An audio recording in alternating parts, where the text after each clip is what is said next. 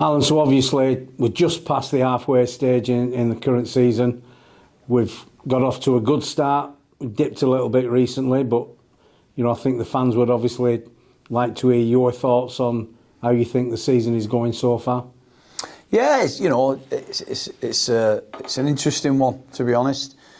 Not a lot of people give us high expectations at the beginning, and I think people were surprised by how we started the campaign and how we went about our business. And unfortunately now people speak about what's currently happening, and we've lost 4 on the bounce, and I'm no fool. I won't shy away from that. I'm no fool to that. And it'll happen to most teams. It probably won't happen to Wakefield, but most teams will lose 2, 3, possibly 4 on the bounce. And unfortunately, it's happened to us. It's a tough period for us at the moment. I'm not going to lie. It's very difficult. I think what's really difficult is, I speak to a lot of fans. I speak to other coaches, and it's not as though we're losing through lack of effort. I'll believe in that. I'll argue the toss with anybody on that. We're not losing because of effort. We're losing probably because we're playing a bit dumb at times and not playing smart or making some real poor decisions in what we do. And some things go against us, and we can't change that. But what we can do is we can just react to that. So, halfway through the year, we're in the playoffs. So, if you said to me now, would I take that at the beginning of the year to be in the playoffs halfway through the year? I would do, yeah.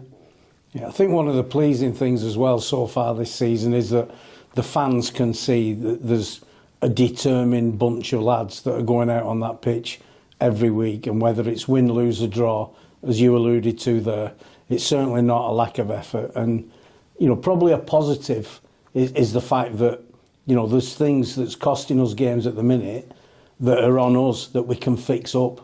Yeah, 100%. 100%. We, at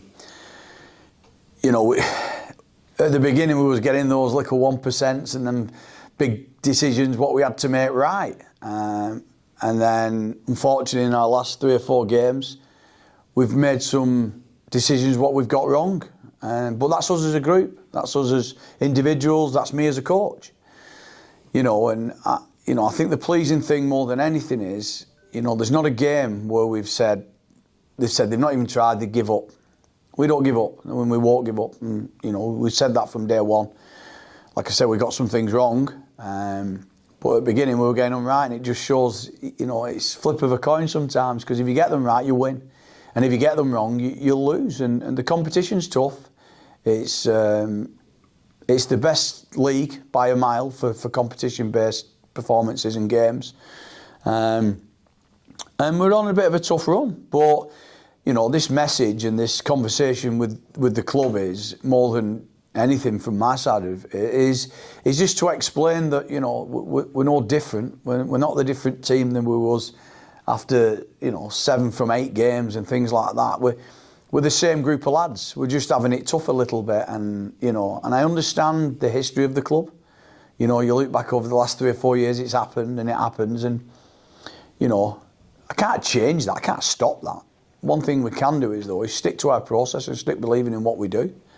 We're having it tough, and some teams have it tough. I won't make excuses. I don't care if I have 10 men on the field. I won't make excuses. But we're having it tough. We've picked some injuries up in it, and it's been costly.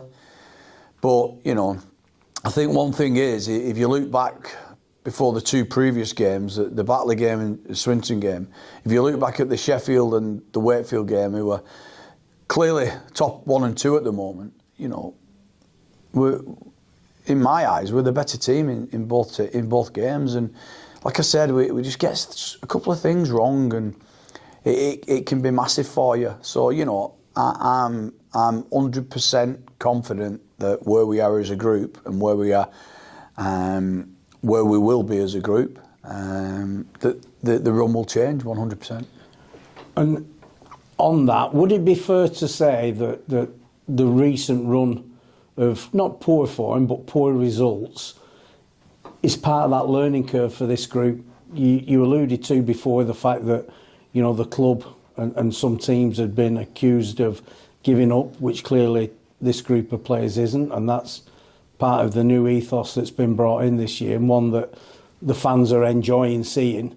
But because the Championship is such a tough competition, you know, we've reached a level, and then to be able to go to that next level and do things consistently is part of a learning curve. Yeah, massively. You know, I never once said I was going to come in this job and just take Widnes straight to the top. Because if I did, I'd be a fool, and I'd be lying. I'd be lying to thousands of fans who pay good money to watch us. My biggest thing I said to the group was, we will be a team, effort-based team, who never give up. And if anyone wants to challenge me on that, they can, because we don't give up. We've never give up in any game.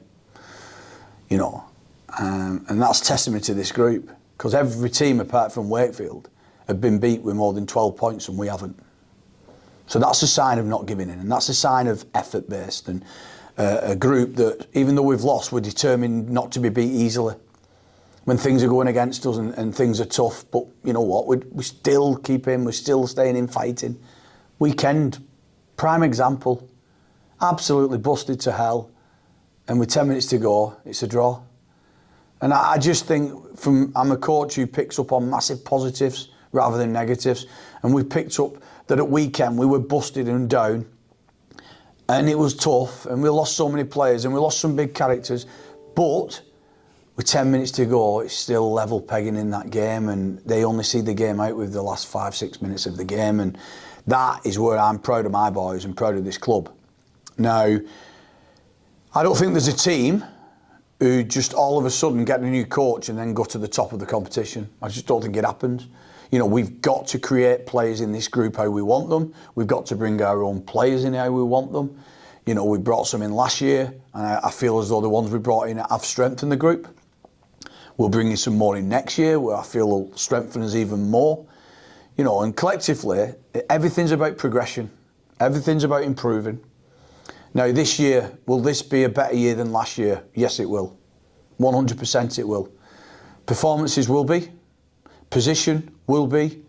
But third and foremost, off the field, that's the big thing what people don't understand. So when you're looking to improve as a club, most people will just say, did they finish higher than they did last year? Okay, and I get that's what fans want. And that's what this club wants. That's what this town deserves. But also big for me is we've done so much work in the community also within a 6-month period. You know, last week on Monday we had over 250 children down at this club. So straight away, box tick, miles better position than last year. People in the town are talking about us. The kids who play junior rugby are talking about Widnes, about watching Widnes, about playing for Widnes.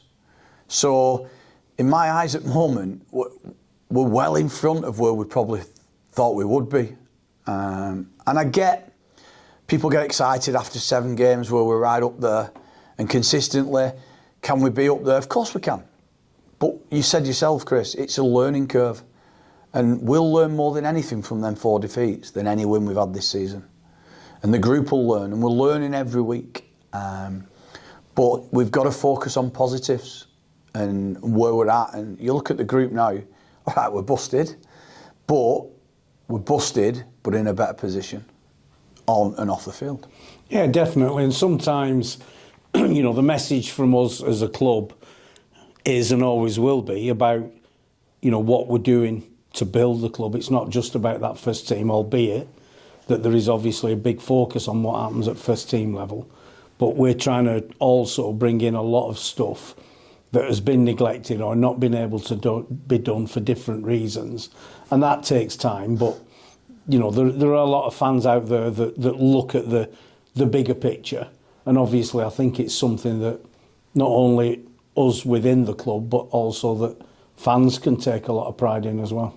Yeah, certainly. You know, the women have got to the final. Never been in a final before. You know, they're growing and numbers are increasing, and they're going to engage in the community to the young girls and the girls that play in local rugby at the moment. Women's sport's absolutely massive now at the moment. You know, so that side of the club's growing. Potentially, you know, we're going to grow our fan base, which is a big thing to help us grow as a club. You know, we're no Super League club who have multi-millionaire owners, but what we can do is we can create our own destiny, and we can create our own avenue and revenue, and create everything how we can improve. You know, we're not one of them clubs where we say, right, we're witness. We used to be Super League and we demand this. Maybe so a few years ago, but we can't do that. I've spoke so many times in media suggesting that before we even think about being that Super League club again, for the next 3 years, well, 2 years after my first year, is we need to be consistently in the playoffs or in the top 2 or 3 of the championship. And with that, if we can achieve that goal, what happens then is we, 1, increase fan base, 2, increase community involvement, 3, increase volume of spectators coming in, and 4, we increase the actual media profile, everything about the club. So it's exciting to fans, to players, to people who want to play, potential signings, new sponsors, people who want to get on board, volunteers. It's just growing and growing and growing. And I feel, you know, there's been a lot of negativity over the last month. And I get it. I'm not, people are open to their opinions. But I think we need to focus also on what we've done good. What we've done good in this last 6 months. And I feel as though everyone I speak to generally speak about us being bigger and better than we have been for a period of time. So we've got to focus on that. The players know that. And the players know they need to start winning. And we're no fools. This isn't a message to go out there and say, oh, we're doing this and we're doing that and let's forget the results. No, that's one thing I won't do. That's my job. We won't forget results. And we know what we have to do to turn results. And we're working damn hard to do that.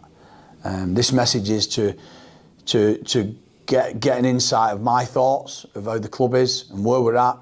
And also, I want the fans to hear that, you know, I don't think this has been done before where a coach has come out and spoke about, you know, I could have easily spoke after six wins and everything would have been rosy, but I think it's more important that fans hear the coach when things aren't going great, you know, and what we're going to do to change that and how we're going to change it.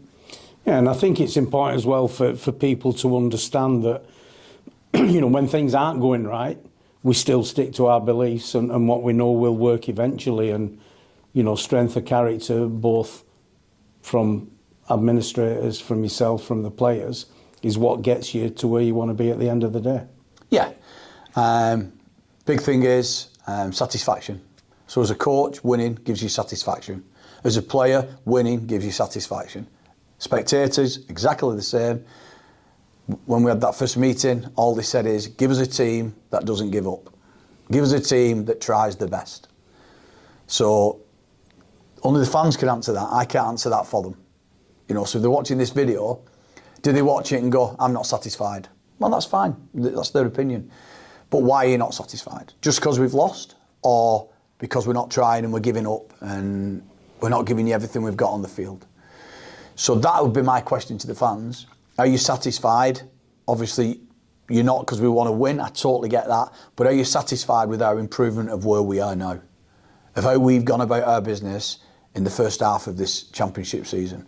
And the toughest championship season it's been on record. And I don't care what anybody says. It's never been as close from top to bottom as it has been since it's been formed. So, in my eyes, toughest competition. Are we in a better position than we have been? You asking me to answer that as a coach, I would say we're in the playoffs. We could have been better, but we're in a much better position than we was. And back to the playing side, as you've alluded to, we've, you know, particularly after that game at Swinton last week where we effectively lost 6 players. I've never known a game like that, but obviously we've been working hard this week to bring bodies in, and we've got 2, and the first one of those is a loan deal for Jordan Williams from London Broncos. Yeah, brilliant player. Most of the fans will have seen him last year. I certainly, you know, coached against him last year for London. You know, one of the most physical, fittest middles in the competition, and rightly so. Got taken to Super League with them. Just no nonsense carrier of the ball, aggressive, fit, strong, very athletic, keeps himself in good shape. You know, Mike Eccles was brilliant when he called me regarding him. You know, it's just nice to know that, you know, when I did my interview and said we're busted, I've had 4 or 5 coaches ring me from different clubs and say, listen, how can we help? So, you know, it just shows that we're in the right place, that clubs want to help us. We're that club where people want to help. Because if we weren't, they wouldn't have offered players, which is really good to me. And it just shows that, like I said, we're in a good place there again. But yeah, he's been brilliant. We've got him on for 2 weeks. And who knows what happens after that 2 weeks. But very excited by him coming on board and bring that size and aggression to our pack. Yeah, and then secondly, with our dual reg partners, Warrington Wolves, we've also got Zack Bley coming on loan coming on dual reg.